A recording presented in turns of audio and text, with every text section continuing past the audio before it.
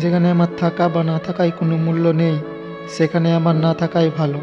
কারণ চেয়ে শুধু ভিক্ষা পাওয়া যায়, ভালোবাসা নয়। আমি তোমাকে চেয়েছিলাম, কিন্তু আজ আমি নিজেকে পেয়েছি। তোমার অবহেলা আমাকে নিজের প্রতি যত্নশীল হতে শিখিয়েছে। পথটা আমাদের একসাথেই হওয়ার কথা ছিল, কিন্তু তোমার অবহেলা আজ আমাদের গন্তব্য আলাদা করে দিয়েছে। খুব বেশি অবহেলা পেলে একসময় ভালোবাসার মানুষটির প্রতি মায়াও ফুরিয়ে যায়। আজ আমি সেই মায়াহীন পথের যাত্রী। আমি হার মানিনি, শুধু যেখানে আমার কদর নেই সেখান থেকে নিজেকে সরিয়ে নিয়েছি। তোমার অবহেলার দেওয়ার ক্ষতগুলো এখন আমার শক্তি, যা আমাকে নতুন পথে এগিয়ে যাওয়ার সাহস যোগায়। একসময় তোমার একটা মেসেজের জন্য অপেক্ষায় থাকতাম। আজ তোমার অস্তিত্বহীনতা আমাকে আর ভাবায় না। সম্পর্কটা টিকিয়ে রাখার চেষ্টা শুধু আমার একার ছিল, আর অবহেলা ছিল তোমার। তাই আজ আমি আমার নিজের পথে শান্তিতে আছি।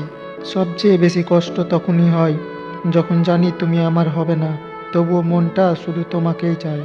একতরফা ভালোবাসাটা অনেক মোমবাতির মতো, নিজে পুড়ে শেষ হয়ে যায়, কিন্তু অন্যকে আলোকিত রাখার চেষ্টা ছাড়ে না।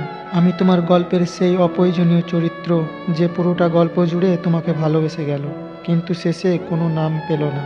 তোমাকে দেখার জন্য অজুহাত খুঁজি আমি, আর তুমি আমাকে এড়িয়ে চলার জন্য অজুহাত খোঁজো।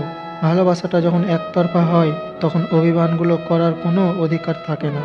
হয়তো কোনো একদিন বুঝবে আমি তোমাকে কতটা চেয়েছিলাম, কিন্তু সেদিন হয়তো আমি তোমার ধরা ছোঁয়ার বাইরে চলে যাব।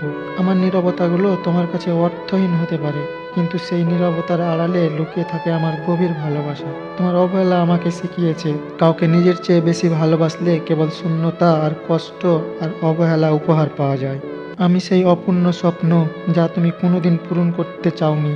একতরফা ভালোবাসার মানুষগুলো ভীষণ অদ্ভুত হয়। তারা দিনের পর দিন অবহেলা সহ করে যায়, শুধু একবার প্রিয় মানুষটির হাসি দেখার জন্য, কিন্তু দিন শেষে তাদেরকে কাঁদতে হয়। তো বন্ধুরা, এই ছিল কিছু একতরফা ভালোবাসা নিয়ে কিছু কোট।